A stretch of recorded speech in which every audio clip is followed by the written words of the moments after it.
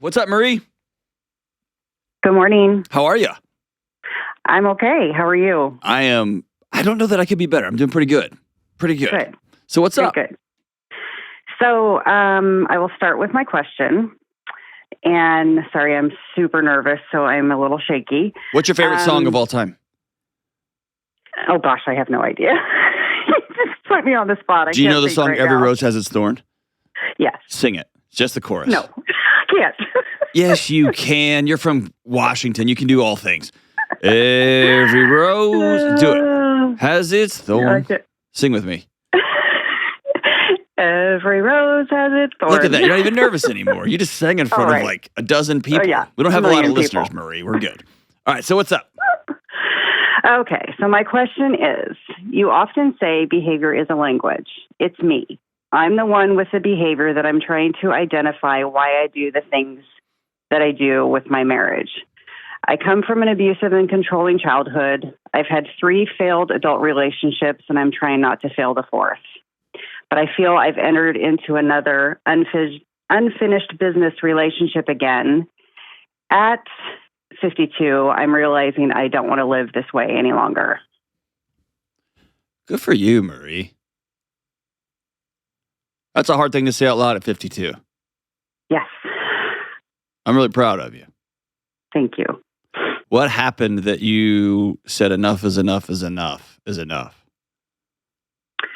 I'm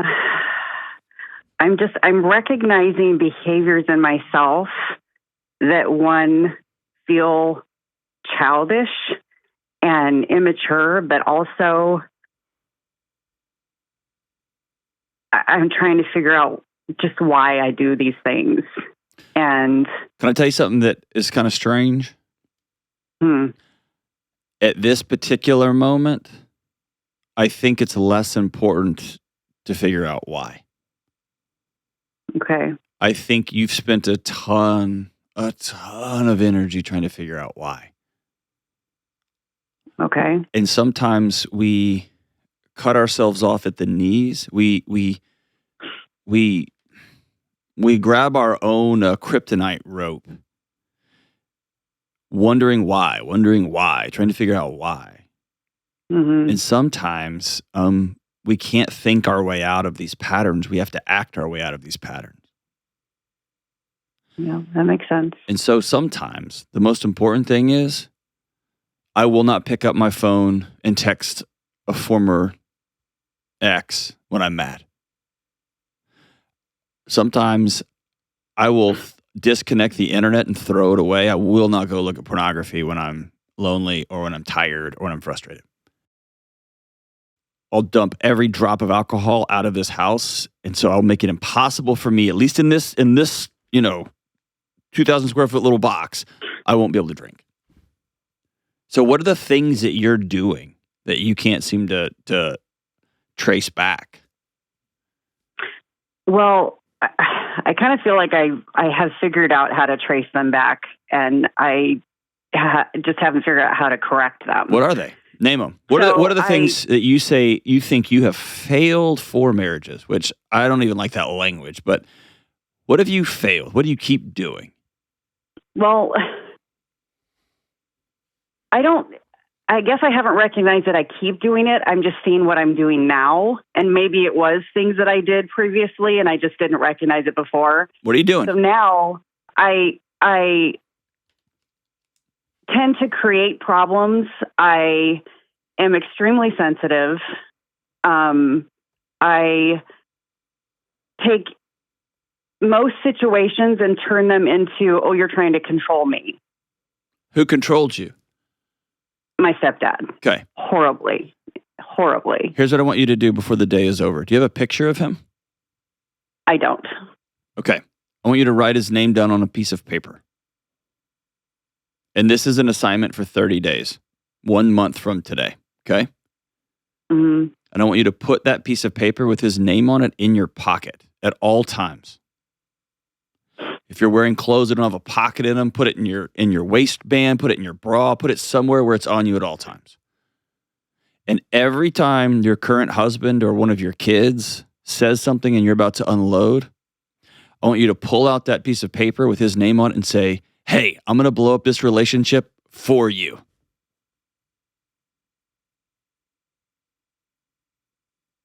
Because you're letting that man still run your life, still ruin everything. Yeah. And I don't know why you continue to give him that power at 52, but you do. And so let's honor him every time you hurt somebody or blow something up. And by the way, this is an old counselor trick to get you to pause before you do the next thing that's going to hurt somebody. Right. What was this guy's name? Ed. Ed. Mm-hmm. Ed's cost you 3 marriages and almost a 4th? Possibly. Okay. It's a lot of power to give one guy. Right.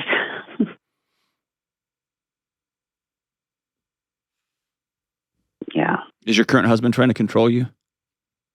No. Do your kids try to control you? No.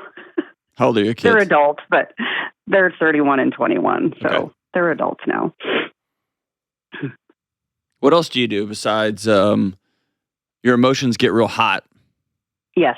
And then you do things to cool yourself off, which might include yelling, might include blaming, might include smashing something, might include some sort of numbing behavior. What else do you do? I've just now started yelling. Okay. How's that feel? How does that feel? Be totally honest, 100%. How does that feel?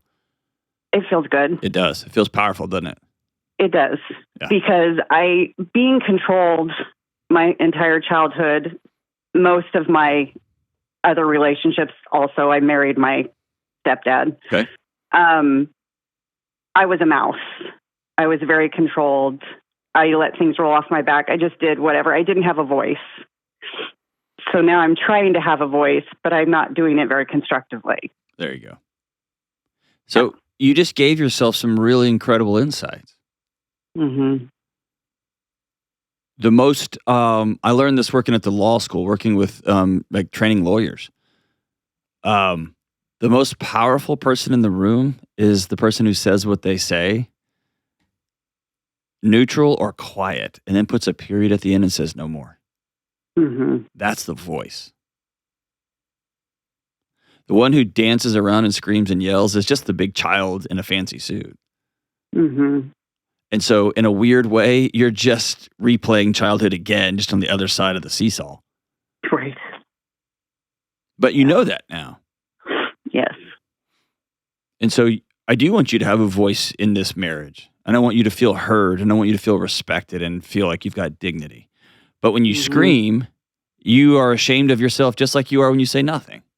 Right. So, cool. I'm not going to try to think of why do I keep... I'm just going to make a commitment to myself.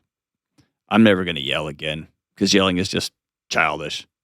Mm-hmm. I am going to speak my conviction, and I'm going to put a period at the end. I'm not going to justify it. I'm just going to say,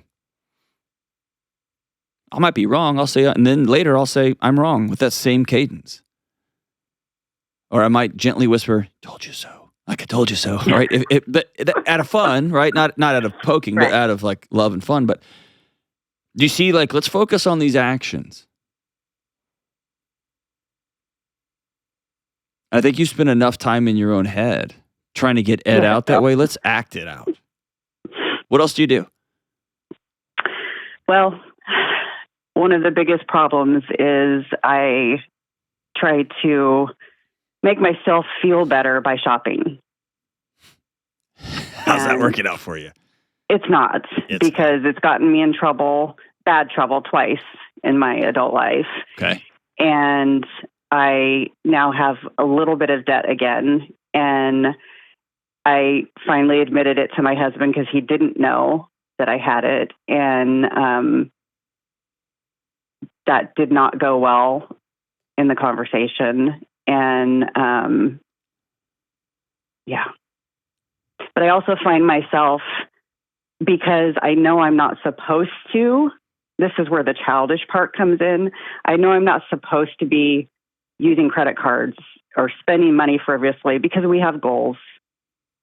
And so I'll sneak things.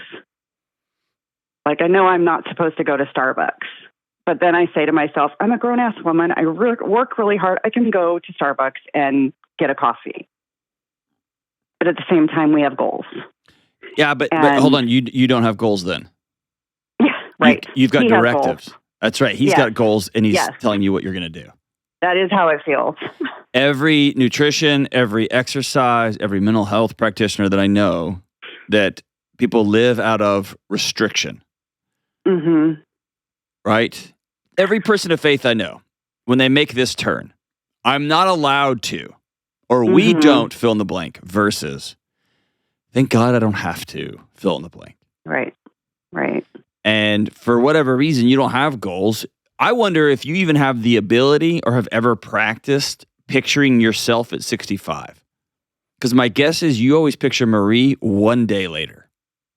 Yes. And when you grow up in a survival household, the goal is to get through the day, and that stepdad will finally collapse either drunk or angry somewhere else. And that becomes your nervous system. Yes. Peace feels very uncomfortable. Or as my friend Ian Simpkins says, in your life, I'm guessing busyness, chaos is your operation standard, right? And that means rest feels like stress for you. Peace feels uncomfortable for you. Is that fair? Yes. Okay, that's what you got to learn. But that can only come from a place of Marie's worth peace. The most I told you so, the most countercultural, the most you can't tell me what to do thing you could possibly do in this current day and age in a world that owes $91 trillion is to not owe anybody anything. That's the biggest middle finger right now. Yeah. The biggest middle finger in an ecosystem in the media that tells you to be chaotic and can you believe it's all coming down and oh my gosh, and the craziest thing you can do is to create a home that you love coming home to. You just have to decide that you're worth that work, and then you got to start doing the next right thing, regardless of how it feels. Yeah. Yeah, it feels pretty anxious right now. It does. You've created a very anxious world for yourselves, right? Yes. So what about husband's goals do you not like? I don't think it's that I don't like them. I purchased my house before I met him, and as a single woman by myself, very proud of myself for doing that. And he's always hated the house and can't wait until we can buy a new house. And the goal is in a couple of years. I think I have some kind of negative. Have you ever sat down and looked at me in the eye and said, hey, this house has significant meaning to me and I love this place? It's my home. You haven't. Probably not in those words, you haven't. No. You fought him on the merits. Because when you fight him on the merits, then he can't get to your heart. And your heart is this place. Maybe we're going to move someday. That's fine. This is just a stick and some bricks. Right. But this was a stake in the ground during a time when I'd lost all sense of myself. This place is important to me, so I'm asking you, don't run it down. It's a moment of pride for me. Yeah. And if we want to move someday, cool, but we're going to go to something. We're not going to run from this house just because you hate it, because this house is important for me. But if you say that out loud, he might look at you and go, well, screw you then and leave. And if he does, then good riddance. Yeah. But that's what getting a voice means. Yeah. Not waiting until something blows up and he finally says, I hate this house one too many times, and you just start screaming at him. Yeah. Because here's what happens. Then he looks at you and goes, oh my gosh, you're crazy. And then he tells his friends and the marriage counselor, she just starts screaming at me. And you know what? He's right. Here's how all this works in real life. Y'all have to have a regular practice of sitting at a table and allowing each other to speak. Think of it as tiny little pressure valves that go tss when you turn them. And it's you practicing peace. And I know that sounds bonkers, but that's where I want you to head. I want you to practice peace. And when you feel uncomfortable and you don't feel angsty and you feel like you want to go buy something, That's your middle finger to the world that tells you this is the way you solve childhood conflict, buying stuff, raging against things, screaming, yelling, fighting. Nah, I'm opting out of that game. Mm-hmm. Looking at him telling you, hey, by the way, I'm never gonna yell at you again. I love you too much for that, and I love me too much for that. I'm not doing that. When you find yourself getting spun up, pull that piece of paper out and say, this one's for you, Ed. And then, by the way, then don't do it. Yeah. Have you written Ed a letter? No. It's time. It's time to let Ed go from your home. It's time to let Ed go from your heart. It's time to let Ed go out of yet another marriage. I want you to write him a letter that said, you hurt me. And if you can, be pretty specific. And then I want you to end the letter with saying, and today is the last day you have any say in my life, in my home whatsoever from this point forward. I got a lot of healing to do. I'm going to walk around on crutches. That's metaphorical, of course. I'm going to practice. But you've blown up the last marriage. You're not scaring me anymore. I'm not scared of you anymore. I don't have to act like a frightened child anymore. I'm 52-year-old Marie. I can have a voice in my own house. I bought my own house. And me and my new husband can make plans together to move forward. And here's what's going to happen. You're going to begin to act differently. And I want you to spend some time writing down the behaviors that will be different, the actions you will take on a daily basis that are going to look different. Are you going to get them perfect? God, no. Absolutely not. And I want you to write them down. And then 80-20. 80-20, get them right. Most of the time, get them right. And then the insights will begin to come. The ahas will begin to come. And you'll begin to prove to yourself, I don't have to yell. I don't have to be silent in my own home. I don't have to tiptoe in my own house. Hey, fourth husband, we're building something new because you don't get to scream at him. You don't get to act like a child. You don't get to whatever. I don't have to take out credit cards and buy stuff because I know it's not going to make me feel better. And I'm going to reject the system because that's the kind of girl I am.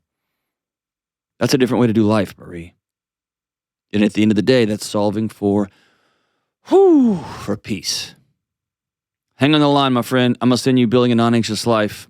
It's my book. I'm going to send it to you as a gift. And I want you and husband to read it. And then just use it as your blueprint for building something new. Actually, I'm going to send you Own Your Past, Change Your Future too. I want you to read that one as well. That will walk you through just some of the stuff you've dealt with in the past and how to handle it.